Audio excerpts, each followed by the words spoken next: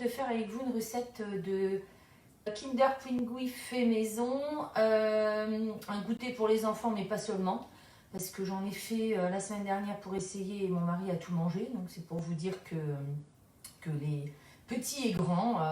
On va faire un goûter sain avec des ingrédients qu'on peut trouver facilement partout. Alors, pour faire la recette, donc cette recette c'est quoi? On va faire une coque en chocolat. On va faire cuire d'abord la génoise au cacao amer. Ensuite, on va préparer la garniture, la crème de lait. Voilà. Et puis, on terminera par le montage. Donc, moi, je fais cette recette avec un moule qui s'appelle le moule triangle. Donc, c'est un moule par 12. Voilà. Alors, c'est la première fois que vraiment la première fois que je vais faire la recette que j'ai partagée sur le club Guy-de-Marle ou sur le e-cooking. Donc, vous allez retrouver facilement cette recette. Hein. Si vous allez sur le club Guy-de-Marle, vous allez mettre Kinder Pingui. Vous allez voir, il y a 2 recettes. Il y a une recette ancienne que j'avais fait la semaine dernière, mais que je trouve, voilà, le gâteau, il est beaucoup trop épais, je trouve. Donc, moi, je l'ai adapté et on va essayer aujourd'hui de voir si c'est mieux. Alors, on va faire d'abord la génoise. Le four est à 180 degrés. Il est préchauffé. On va faire la génoise, donc tout simplement des œufs. Voilà, donc 3 dans la recette. Moi, j'ai un méga œuf, hein, donc j'en ai pris que 2. On va avoir besoin de cacao amer. Donc surtout, si vous n'en avez pas, achetez du cacao amer. Toujours mieux de mettre du cacao amer plutôt que du Nesquik ou du Benko, peu importe. Pourquoi? Parce que regardez la composition des Nesquik et autres, c'est que vous avez 80% de sucre et 20% de cacao. Donc au fait, votre recette, elle n'a pas le même résultat, évidemment, puisque nous, on met du cacao amer. On va prendre de la farine T45, puisqu'elle est plus légère et plus adaptée. Donc dans mon bol, il y a le fouet, puisqu'on va d'abord fouetter les œufs et le sucre à 40 degrés. Hein, c'est la recette d'une génoise. Donc, hop, on va mettre d'abord 75 g de sucre. Alors, toutes les quantités là, que vous allez voir, n'oubliez pas qu'il faut les diviser par 12, parce qu'on va obtenir 12 Kinder Pingui. Alors, 75 g de sucre. Voilà.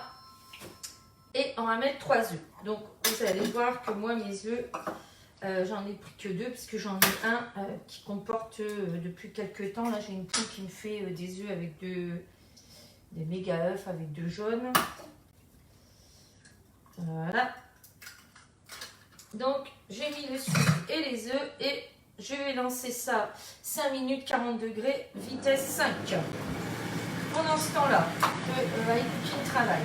Je sais que pour faire la garniture au lait, j'ai besoin de réhydrater une feuille de gélatine. Donc, j'ai préparé mon pichet avec de l'eau froide. Je vais mettre une feuille de gélatine. Voilà. Parce que la gélatine, je vous ai déjà dit qu'il valait mieux la mettre bien à l'avance plutôt qu'au dernier moment.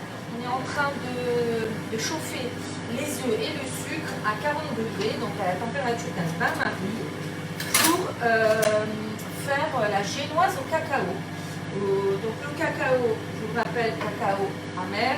Donc là, après, je vais rajouter de la farine T45, du cacao et ici, j'ai besoin dans ma recette de mettre un peu de levure. Normalement, dans une génoise, on ne met pas de levure. Mais là, j'ai quand même besoin, parce que vous allez voir mon gâteau, quand il sera cuit, je vais le couper en 2. Donc ici, je vais faire refroidir le mélange pendant 2 minutes. Je vous montrerai après le résultat. Donc là, pour l'instant, dans cette recette-là, c'est pas du healthy, hein, c'est vraiment la recette pour les enfants, mais bien sûr qu'on peut mettre un autre sucre. Alors ici, voilà, ça c'est la première partie de la génoise. Je vais ajouter 60 g de farine T45. Voilà. Directement dans le bol. C'est 60. Hein. Voilà. Hop. On va mettre le cacao. Donc 15 g. C'est léger, hein, le cacao. Voilà. Et on va mettre une cuillère à café de levure chimique. Alors, je vais mettre voilà, la moitié de la dosette. Et hop, avant de commencer, donc on va préparer le moule. Devant moi, c'est mieux. On va répartir la pâte dans les 12 empreintes. On va mettre ça au four 10-12 degrés, ça dépend de votre four. Hein. Et ça dépend du moule. Hein. Bien sûr, si vous utilisez un moule qui est plus épais que ça, comme le silicone n'est pas conducteur de chaleur, il va falloir le faire cuire un peu plus longtemps. Vous voyez, une belle génoise toute mousseuse là. Donc, on va répartir la génoise. Donc, pas de matière grasse dans les moules Guy de Marle. Par contre, si, comme dans la génoise, il n'y a pas de matière grasse quasiment, à part dans les jaunes d'œufs. Si vous n'utilisez pas un moule Guy de Marle pour faire la recette, pensez quand même à beurrer le moule pour que ça se démoule bien. Alors, hop, on répartit.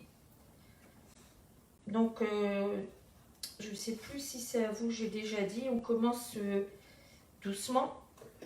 Et puis s'il reste de la pâte, eh bien on en ajoute. Hein. Pour pas avoir beaucoup de pâte dans les premiers et puis rien dans les derniers. Donc la pâte, elle va gonfler parce que y a de la levure dedans. Donc je sais qu'il me reste un peu de pâte dans mon bol. Je vais regarder où il m'en manque. Ici. Ici. Là-bas. Voilà, donc là, on va faire cuire ça. On va attendre un peu avant de démouler. On va faire la mousse de lait pendant ce temps-là. Donc voilà, je mets ça au four pour mieux répartir et je reviens. On va continuer la recette. Donc le reste de la recette, on n'a pas besoin du high cooking en soi, on a juste besoin d'avoir la balance. On va avoir besoin d'un bol micro-ondes. Voilà, bol micro-ondes, pourquoi? Parce qu'on va faire fondre le chocolat au lait au micro-ondes. Donc je ne sais pas s'il y en a qui ont vu la photo de mes premiers Kinder Pingui, j'avais fait chocolat noir. Là je me suis dit, pour les enfants, on va mettre du chocolat au lait. Mais bien sûr que vous pouvez mettre du chocolat noir. Donc, on va faire la mousse de lait. Alors, pour faire la mousse de lait, on a besoin donc la feuille de gélatine. D'ailleurs, je vois que j'en ai mis 2, donc je vais en rajouter une. Je vais pas en mettre une, c'est pas grave. Hein. On a un peu le temps. Hop, je rajoute ma feuille ici. Donc, on a besoin de 140 g de mascarpone. Donc, mascarpone. Voilà, 140 g.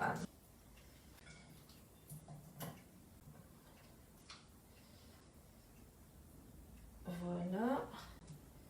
Après, ça me permettra d'adapter la recette. Donc 140 g.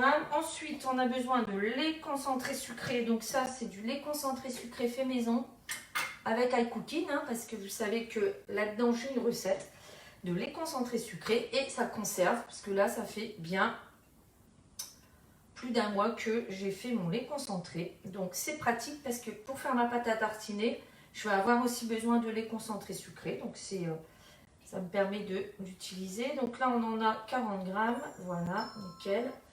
Et puis on a besoin d'une cuillère à soupe de lait entier, si vous avez, c'est mieux, c'est plus onctueux. Et vous remarquez que là-dedans, il y a du lait concentré sucré, donc on ne met pas de sucre, heureusement. Alors, on va avoir besoin d'un fouet. Ici, on va prendre le petit fouet, ça suffira parce que c'est un petit contenant. Et puis, ça, je le réserve. Je vais peser tout de suite le chocolat pour faire les coques. Alors, hop. Donc, 200 g de chocolat au lait. Alors moi j'utilise le chocolat en pistole parce que déjà ça va beaucoup plus vite à fondre. C'est plus homogène qu'un carré. Alors 200, c'est pareil, on va voir si ça suffit. Sachant qu'il m'en faut pour les coques et il va en falloir au-dessus pour fermer. Alors ça, au micro-ondes. Donc, pendant ce temps-là, que mon chocolat est en train de fondre, vous prenez un fouet et vous venez ici faire la mousse de lait. Avec ce petit fouet. Et ça va me permettre de vous montrer une nouveauté que j'ai reçue pas hier, avant-hier. Voilà, je vais vous montrer à quoi ça sert. Ici, on a une spatule, c'est la nouvelle spatule ici pour récupérer assez facilement ce qu'il y a sur le fouet. Voilà, donc ça, vous voyez, je le fais à la main. Pourquoi? Parce que c'est hyper facile, quoi. Voilà. Donc ça sert à ça. Voilà. Alors c'est sûr que les enfants vont pas être contents parce que du coup ils n'ont plus rien à lécher. Mais quand on est comme moi toute seule, ça évite d'être tenté.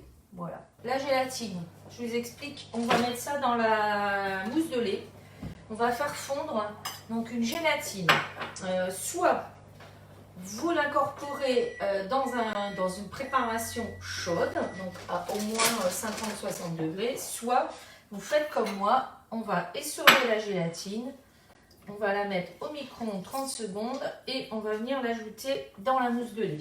Ici, comme j'ai des petites pistoles, vous voyez que hop, c'est presque fondu. Donc, je ne vais pas remettre au micro-ondes, je vais le laisser ici en attendant que, avec la chaleur, les petites pistoles, elles vont fondre. Je vous montre ce que ça donne, la gélatine. Je ne sais pas si vous voyez bien, ça c'est la gélatine qui a fondu et qu'on va remettre tout simplement la gélatine fondue et on mélange. Voilà. Et puis on va attendre tranquillement. Hop. Ça va donner un petit peu plus de tenue à la mousse parce que la mousse, on va la mettre entre deux biscuits. Donc vous voyez cette spatule là, je m'en sers aussi pour mélanger. Ça évite la vaisselle. Donc, j'ai posé une toile de cuisson dessus, vous voyez. C'est pour pouvoir, ici, je vais prendre ça. Je vais le poser dessus. Ça me permet d'aplatir mes gâteaux. Et comme j'ai mis une toile cile-pain, je n'avais plus de cile-pâte. Je ne sais pas où elles sont, mes cile-pâtes d'ailleurs. Il va falloir que je cherche. Il y en a une là, mais...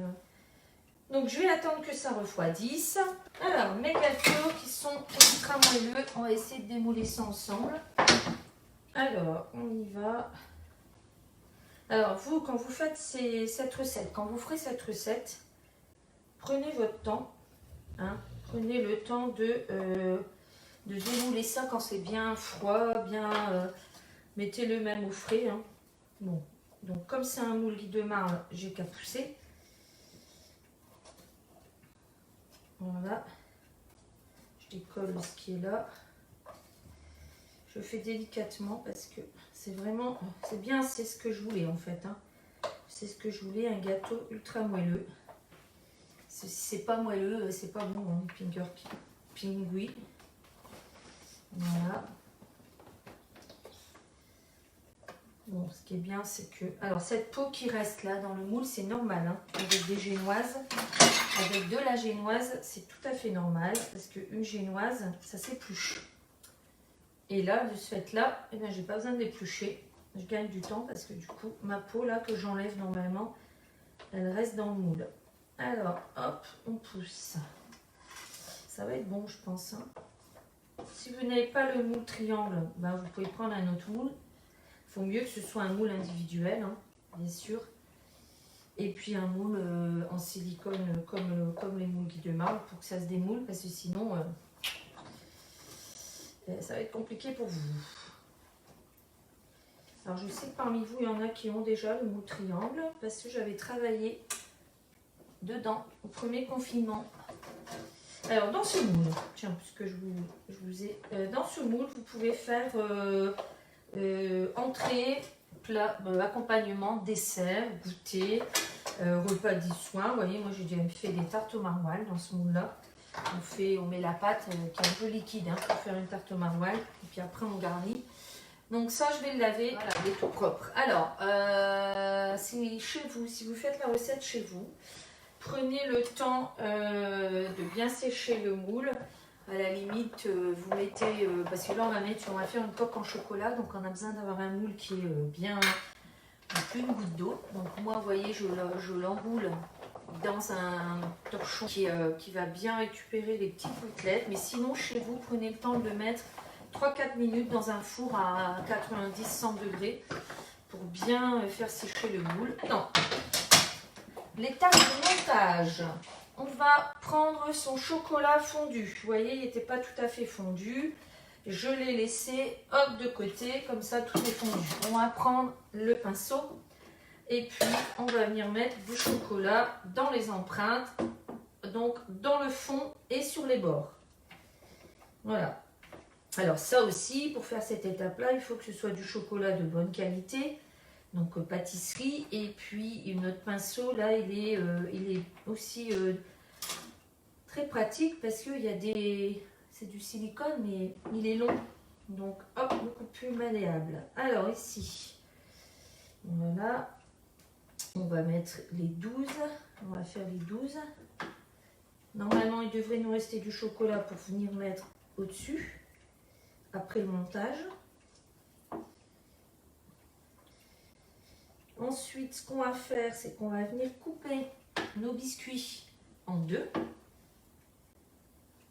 Voilà. Donc c'est là où on va avoir besoin de la spatule à génoise, là, parce que justement, il y a une partie qui est un couteau à génoise. Voilà.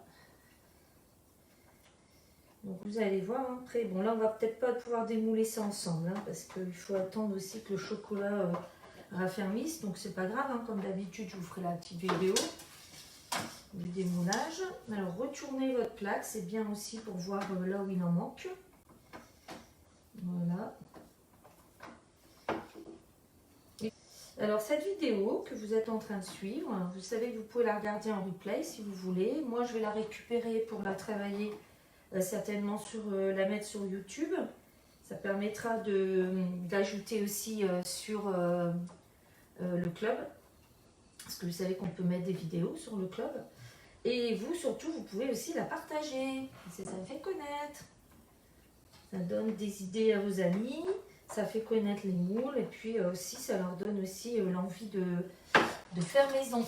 Alors, ça, je vais le prendre parce que je vais enlever le surplus. Voilà. Un peu plus long aujourd'hui, hein, la recette, mais je pense qu'elle en vaut le coup. C'est une recette que vous pouvez faire avec vos enfants, hein, parce que là, vous voyez, vous pouvez leur donner un pinceau de chocolat, ils vont s'amuser follement.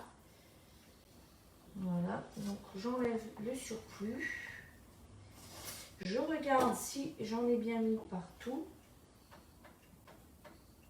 Bon, c'est pas très grave pour cette recette, hein, parce que c'est pas vraiment comme si on allait démouler une coque. Alors, ici, on va enlever ça avec la partie couteau à génoise qui est ici. C'est une partie, on va découper nos biscuits en deux. Alors, comme on a un gâteau hyper moelleux, eh ben, vaut mieux prendre aussi un couteau qui coupe bien. Et il y a une partie qu'on va venir mettre ici dans les empreintes, tout simplement. Que c'est pas compliqué non plus de faire les décors. Alors ici, il me manque un bout. Hop, c'est pas grave.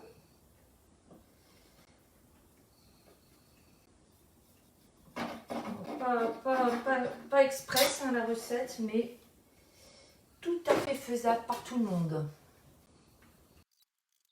Ensuite, on va venir prendre notre crème de lait qui est un peu raffermie, c'est pas grave, et on va venir mettre ça dans la poche à douille.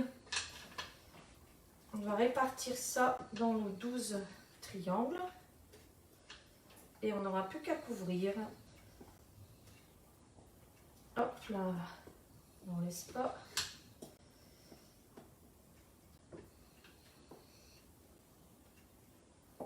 Moi j'ai mis une petite douille Petite douille, enfin douille moyenne. Non, elle est moyenne.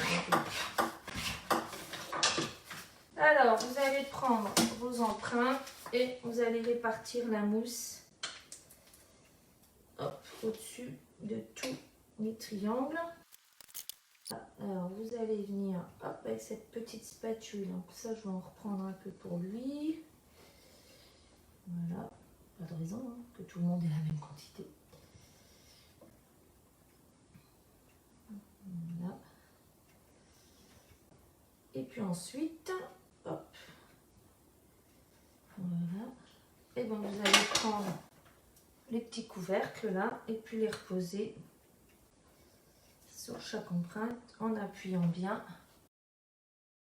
Voilà. La recette est sur le club Guy Demain, donc vous n'avez plus qu'à suivre et puis essayer de la faire et puis me dire ce que vous en pensez. Et bien maintenant, je vous souhaite un bon appétit. Je vous retrouve la semaine prochaine, donc certainement mercredi après-midi et sans doute vendredi aussi. Je ne sais pas encore à quelle heure. Passez un bon week-end et j'espère vous retrouver en forme la semaine prochaine. Bye bye.